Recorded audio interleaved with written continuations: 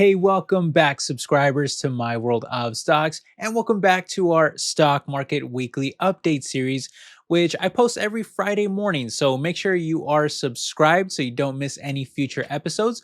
But this week, we've got new unemployment numbers. We've got a rise in recession fears and probabilities, even that looks, I would say, pretty scary. And we've got all kinds of individual stock news too, including Palantir's new permanent role with the military.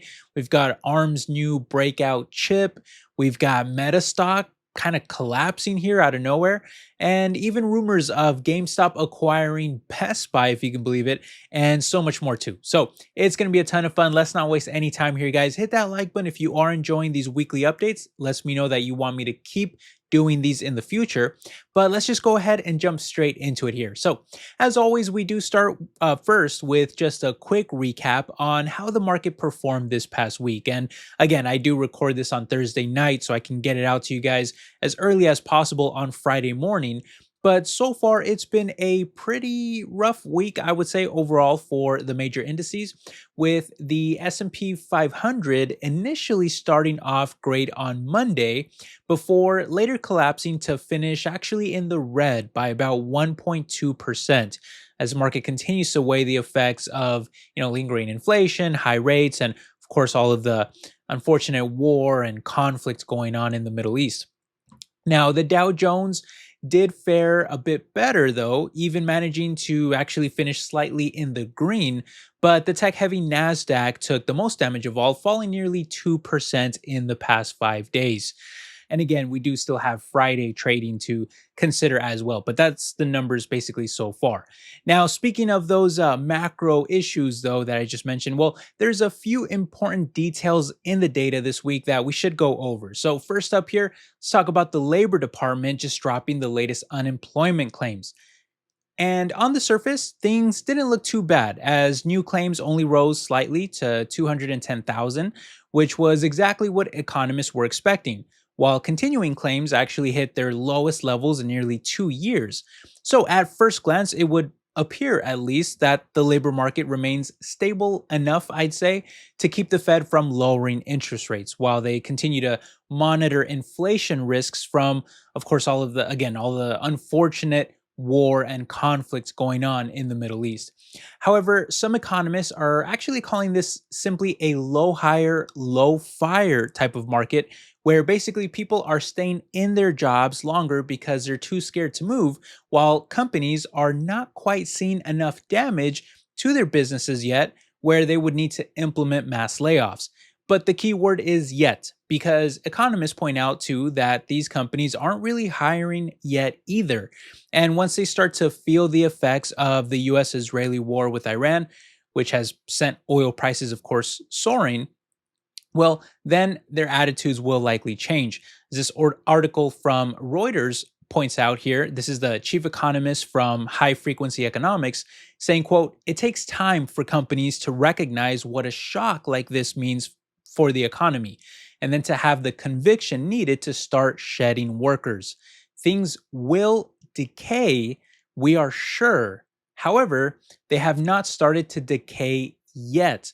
So, my personal takeaway is that while things may appear to be holding steady for now, it does very much feel like a hollow type of labor market with probably not a lot of growth to be coming on the horizon, especially with high oil prices acting as a bit of an anchor on the economy, given that gasoline has now risen by over $1 per gallon in the past month, which is a direct hit on inflation and the American consumer when you've got multi-year highs on that. Again, much of this downside risk, though, is coming from the ongoing war and conflict in the Middle East with Iran, where we're nearly a month now into this conflict, and the mixed signals are driving the markets into a bit of a frenzy, with investors not really sure on what to expect or how to proceed. Now, one minute Washington may say that peace talks are actually happening, and the next Tehran is denying that they've even spoken to us. Meanwhile, Trump is sending thousands more troops to the region, which analysts think is almost like a coercive diplomacy tactic as they try to force Iran to the table. Now, I don't like going very deep into these political topics, though, because of how sensitive they are, which I totally understand.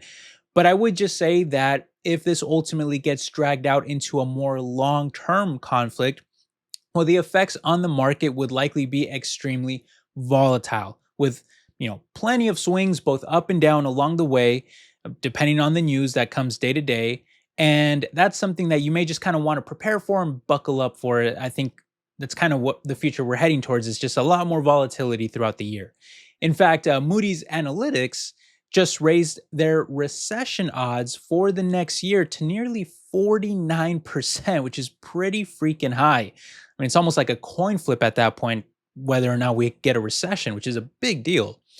Now, time will tell, of course, where this all goes. But in the meantime, we do have several popular stocks making new headlines this past week. So let's finish up the video now with just a quick rapid fire of the biggest headlines that we've got from popular stocks right now from this past week. And first up here, well, we have the high-flying Palantir, ticker symbol PLTR, who was in the middle of a giant announcement really tied to the US government this past week, where essentially the Pentagon is now officially making Palantir's Maven AI system a program of record, which, if you're not familiar with the term in the world of defense contracting, it basically means that the US military will now switch over from only using Maven on a trial basis to actually implementing the technology as a permanent part of their infrastructure, meaning it's officially written into the US defense budget as a line item, where Congress will actually appropriate funding for it year after year. In other words, Palantir is slowly becoming a much more permanent part of the US military, locking in a more predictable multi-year stream of revenue that is structurally embedded into the government's spending plans long term. Now, for those that don't know, Maven is sort of like the AI brain that is used for weapons targeting, fusing together data from satellites, drones, and sensors to find targets in near real time, which is already being used, by the way, for really thousands of strikes in the Middle East. As unfortunate and heartbreaking as war is, though, it can be very profitable for these type of defense companies. And as such, Palantir stock initially popped on the news before correcting back down a bit later to actually finish the week in the red along with the broader market. Let me know how you guys feel about this down below, though, because I know that some investors are having mixed feelings on Palantir as it becomes more of a defense and military company rather than just an AI play on analytics or data management. Speaking of big moves, though, ARM Holdings skyrocketed by over 20% at one point this week. Giant move here, as the company unveiled their first ever in-house chip called the AGI CPU, designed specifically for AI in data centers, for which the CEO said he expects this one single chip to really generate as much as $15 billion in revenue by 2031. With already several giant customers lined up for the chip, including Meta, OpenAI, Cloudflare, and SAP. Now, in case you're wondering how that really stacks up for the company financially, well, just know that in all of last year, for all of their total sales as an entire company, ARM only did about $4 billion. So this is like several times larger than that. And again, it's coming from just one single product. That's pretty freaking crazy. Again, they have to actually prove that they can hit those targets. But nonetheless, it's a giant shift here in their business model, I'd say, to basically move from just licensing designs to actually competing with their own customers now, like Amazon and Google. And it was really enough to excite investors into scooping up more shares of this already very popular chips company, although it did actually fall a little later in the week, but still finished up over 13%. Now, I don't personally own any shares myself, but let me know if you guys have a stake in this one yourself. And if so, congrats on the nice pop this week, because it really did do well. I'm moving over to the e-commerce world, though. PDD Holdings, which is the parent company of the popular online shopping retailers Pinduoduo and the global discount platform Temu, well, they reported earnings this past week, which caused the stock to initially jump about 7% as revenues grew by double digits, up to nearly 124 billion yuan. Now, investors are liking the fact that Temu is finally regaining its momentum after those US trade policy changes last year, and even with the intense competition from Alibaba and other rivals. It seems like the Temu trend is really still very much alive, as this remains one of the most downloaded shopping apps in the US since launching in late 2022, thanks to their ultra low prices, their viral marketing, and the rapid expansion into new product categories. Now, I don't own this stock either myself, but I do have positions in other Chinese stocks like Alibaba, Tencent, and Baidu. What do you guys think about PDD though? And do any of you actually use Temu? I'd be curious to know. I do see their advertisements pop up all the time on my Instagram, but every time I click on a deal, it wants me to sign up with the app and make several purchases before I can even like see the deal that I'm trying to get. And it all just kind of gets a little confusing and annoying, and I end up just closing it. But let me know if you guys have had any success snatching up, some of those really amazing deals that seem to pop up when they advertise them. But I ended up uninstalling the app myself, and I don't ever use it. I've never used it actually. I've never made a single purchase because it just asks for too many things, and I always just end up uninstalling. But anyway, now for this next one though, Anthropic. It is not actually a public stock yet, but I just really found this story to be really interesting because of how much the company has been affecting so many other tech public stocks this year with the capabilities of their Claude AI large language model and platform. And really, in how much that might disrupt other big software names and how it's been scaring a lot of investors into selling out of what were once very popular tech stocks. Well, this week got even crazier, if you can believe it, after they announced that Claude can even use your computer now to literally do things like move the cursor around, open apps, and even fill out spreadsheets for you. Which, by the way, if you haven't been following the AI space lately, well, this is almost like a direct move to compete with OpenClaw, which is an open source AI agent that recently took the internet by storm, kind of going viral, because it was the first time really that people saw an AI that didn't just speak to them, but it actually did things too, allowing users to message the bot from any really chat app like WhatsApp, Telegram, even Discord, where they can tell it to do things for them like book a flight, organize my inbox, other things like that. And the AI will actually control their computer to get those tasks done. It's pretty crazy. Anyway, it's been so disruptive that even NVIDIA's own CEO, Jensen Huang, called it the next Chat GPT and said that it's really the most successful open source project in history. Now, of course, this ties heavily to the whole agentic AI race that's been going on right now, where AI will really eventually it's going to move from just being a simple chatbot to potentially an actual like remote employee for a lot of people. And it's why so many companies are either panicking from the disruption of it or they're trying to build it themselves to stay ahead of the curve. Next up, though, we also have a crazy rumor running around right now that GameStop, ticker symbol GME, may be looking to acquire Best Buy, ticker symbol BBY. Now, there's not really a ton of credible evidence to this rumor, but it was still enough to cause a 4% spike in Best Buy's price after analysts from Gordon Haskett told clients that apparently speculation on the acquisition is climbing after GameStop recently disclosed a whopping $700 million sitting in a special account that could be used for a target swap, where instead of buying Best Buy shares directly, which would tip everyone off and cause the price to soar, they could instead be paying a bank to hold a massive position for them, which would later turn into a sort of stealth acquisition, or at least hold like a multi-billion-dollar stake for the future, which isn't too crazy to think of, by the way, since we know that GameStop's CEO, Ryan Cohen, has been pretty vocal actually about wanting to make a big transformational acquisition with all the money that they made off of the meme stock craze.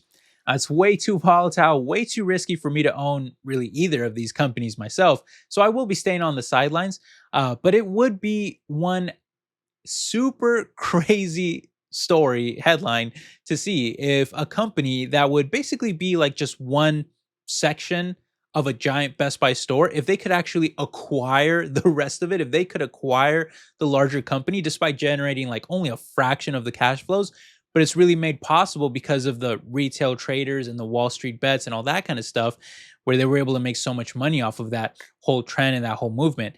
So anyway, it's a developing story. It's a very interesting one, but it's not one that really affects me or my portfolio. Anyway, last up here, let's just finish up really quick with Meta, who's having one heck of a rough week after suffering two major court defeats regarding very serious issues like child safety and social media addiction. One was in New Mexico, the other was in LA. Basically, though, it looks like courts may be starting to hold some of these companies liable for mental health issues, all kinds of different things. And there's even growing talk in DC about cutting Section 230, which protects them from those liabilities. So, between the legal dramas and their massive $135 billion spending plan on AI this year alone, well, the market is looking to punish the stock a bit as it fell nearly 10% on Thursday alone, which also leaves it down, by the way, now over 30% from the very top. Now, personally, as a shareholder myself, I'm actually hoping that the downtrend kind of continues, that the stock falls further, because this really does remain one of the biggest, cash cow type of businesses out there, where I would like to be able to add more shares at a lower price. But I do think, obviously, these issues should be taken very seriously. I just feel like at the end of the day, Meta is going to make the adjustments that they need to make. All these tech companies, it's good that they're going to be forced to make adjustments, and that's a good thing. But ultimately, I just don't think it's going to really disrupt their businesses as much as maybe investors think it will. And so they're really kind of selling out of some of this. But I just think long term, these companies are still going to financially, from an investment perspective alone, they're going to continue to perform very well. And so I think their stock prices will rise longer term. But again, these are all like very sensitive topics too. So it's been a little bit of a sensitive episode this week, right? But anyway, hope you guys enjoyed the episode regardless. Talked about a few different things. Let me know your personal thoughts on all of this down below in the comments. Let me know if you own any of the stocks that we talked about today. Let me know how you feel about any of the macro issues going on as well.